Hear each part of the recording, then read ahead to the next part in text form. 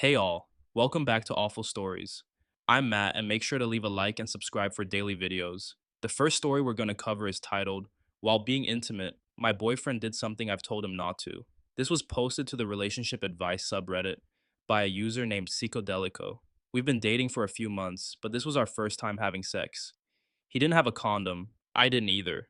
So I didn't want to continue. I've always told him we have to use protection, and if for some reason we can't, he must pull out. He was in the mood though, so in the end I said, okay, fine. I didn't remind him to pull out because I thought he already knew what he was supposed to do. So we were having sex. After a while, when he finished, he jumped out of bed and tried to leave.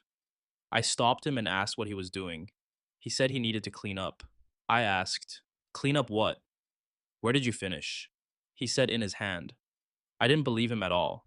He was just acting strange. So I asked him to show me. His hand was empty. At this point, I was completely confused. I thought maybe he hadn't been able to finish, but he assured me he had. I didn't get it at first, but then I realized he had finished inside me. He confessed he had come a while ago, but didn't want to tell me. I was shocked. I said, I've told you many times I didn't want you to come inside, and you still went ahead and did it? Couldn't you have said, hey, sorry I couldn't pull out. Do you want me to stop? He just told me he thought I noticed. I feel like he took me for a fool. I don't know. Now we're just chatting like nothing happened, but I want to talk to him about this. In the moment, I didn't really say anything because I was shocked. Now I'm furious and regret not calling him out when it happened. What do I even do to ensure he doesn't do this to me again? Sanguinar said, the most effective way to ensure someone doesn't violate your sexual boundaries is simply not to be with them again. To this comment, RA whatever said, this is the only correct answer. He knew exactly what he was doing and then tried to hide it from you. He didn't pull out because he didn't want to. He wanted the experience of coming inside you because it felt better to him. He didn't care at all about your boundaries or what you did or didn't want to happen. He knew what you told him was required, but he just didn't care. Instead, he tried to hide what happened and sneak out, hoping you wouldn't notice. That's not how real men act. Real men take responsibility and accountability for their actions. OP, this was not a mistake. This was a deliberate betrayal of your trust in him to do what he was supposed to do. And it happened the very first time you two had sex. The very first time. Why on earth would you ever consider going there again with him? He's proven that he can't be trusted, so do not trust him. The second story for today is titled, I Discovered My Wife's Affair. I'm in shock, and was also made in the relationship advice subreddit by a user named Rugged Zephyr. I, 38M, have been lurking on Reddit for a while. Sadly, this is my first post. I never imagined I'd be writing something like this. Please bear with me. I'm in so much shock. A few hours ago, I discovered that my wife, 37F, of 10 years has been, or is, having an affair with a coworker. She doesn't know that I know. We have a 2-year-old toddler who is the center of our world. We've built a beautiful life together, a lovely home and a happy family. And now I feel like everything is falling apart. I'm writing this in bed at 4 a.m., hands shaking, chest tight, sweating and freezing at the same time. I feel like I can't breathe. This is the first time I've ever breached her privacy in our relationship, and I feel awful about it, but I had to know the truth. For weeks, something had felt off. After returning from a week-long work trip, she suddenly became distant and cold. She's been coming home at 1 to 2 a.m. from work events or book club meetings. I told myself it was just a busy season and that every couple has rough patches, especially with a toddler. But I knew in my gut something was wrong. I've always been supportive of her career and independence, but this felt different. And now I know that some of those events weren't what she said they were. I'm gutted. I feel so betrayed. Reading her texts, she even mentioned me and our baby. She seemed clear minded and intentional in what she was doing. That hurts most. I don't know what I want right now. Part of me wants to save our marriage, but I don't know if I can trust her again. I've never betrayed her. I keep thinking about our child, and it breaks my heart to imagine him growing up in an unhappy home. Morning is coming soon, and I don't know how to handle this. I'm looking for guidance from people who've been through something similar. How did you decide what to do first, and what helped you stay grounded? I've reached out to my therapist to try to get an appointment later today. Thank you for any practical or emotional advice you can share. Edit. First, I want to say thank you. I'm choking back tears as I write this edit from a coffee shop, 36 hours after I made the discovery. I'm so grateful for your comments and messages. They've taught me, a somewhat naive and overly positive person, different perspectives, and helped me keep a level head and cool down during quite possibly the most difficult moment of my life. They reminded me that I'm not alone in this, and for that, I am beyond grateful. Second, I live in New York, a no fault state, so that might address some of the comments about collecting evidence. Third, the first 24 hours were brutal. I literally didn't sleep, but I survived it and was able to sleep the following day and wake up to another day. In that time, I took action. I spoke to a trusted friend, spoke to a therapist, and spoke to two lawyers to educate myself. If it weren't for you all, I don't know if I'd be able to move on and create and execute a rational plan so quickly. Lastly, she still doesn't know that I know. It's been 36 hours, and I need more time to clear my head and understand what I want. I'm journaling. I don't know my next step yet, but I feel clearer now about my options.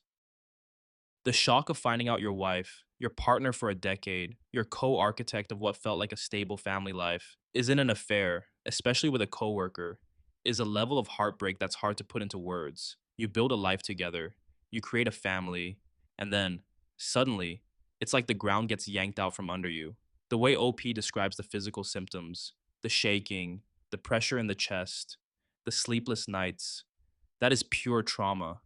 Not just emotional pain, but a real body blow. What I really respect about OP is how he handles the aftermath.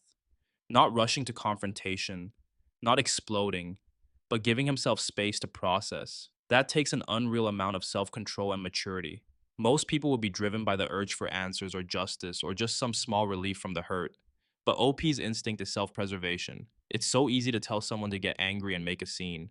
But the reality is, when everything feels shattered, sometimes the bravest thing is just to hit pause and honor your own pain. Honestly, OP isn't alone. So many people live through these betrayals that totally upend their reality. It's terrifying how common it is. And yet, it feels so isolating. You picture your life going one way, then overnight the map gets torn up.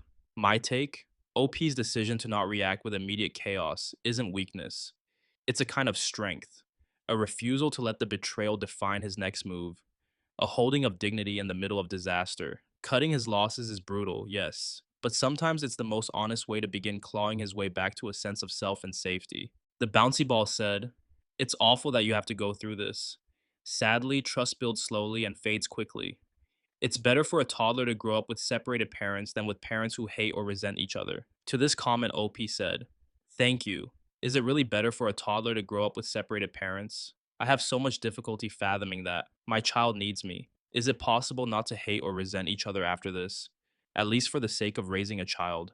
User no reply at all said, "Once they cheat, whatever you had is gone. I know you want to fight for your relationship, but there's no getting back what your wife threw away.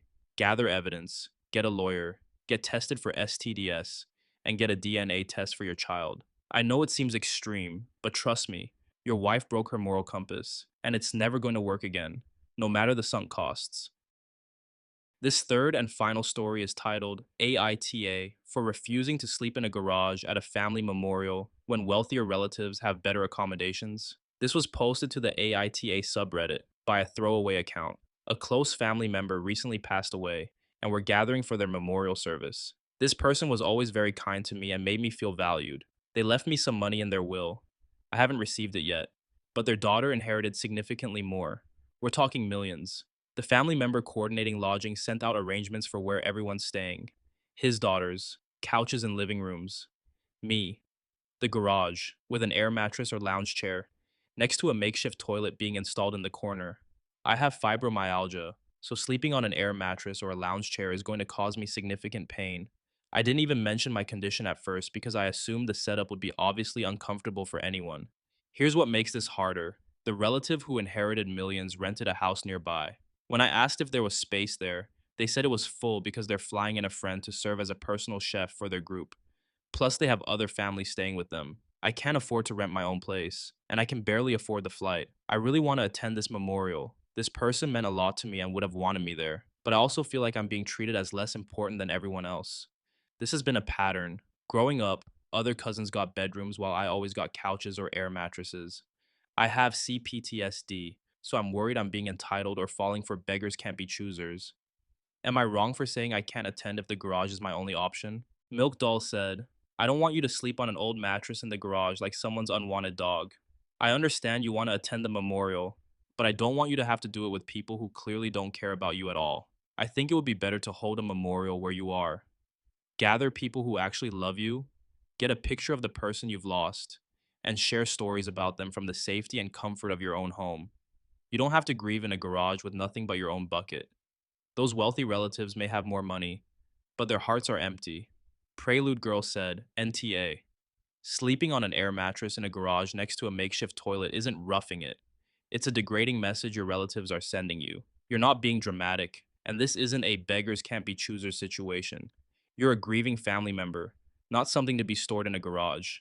I'm sure your deceased relative would be outraged, and I'm sure there are better ways to memorialize them. But if you do choose to go, I'd make it very clear that you will not be sleeping in the garage, and other arrangements should be made by the organizer.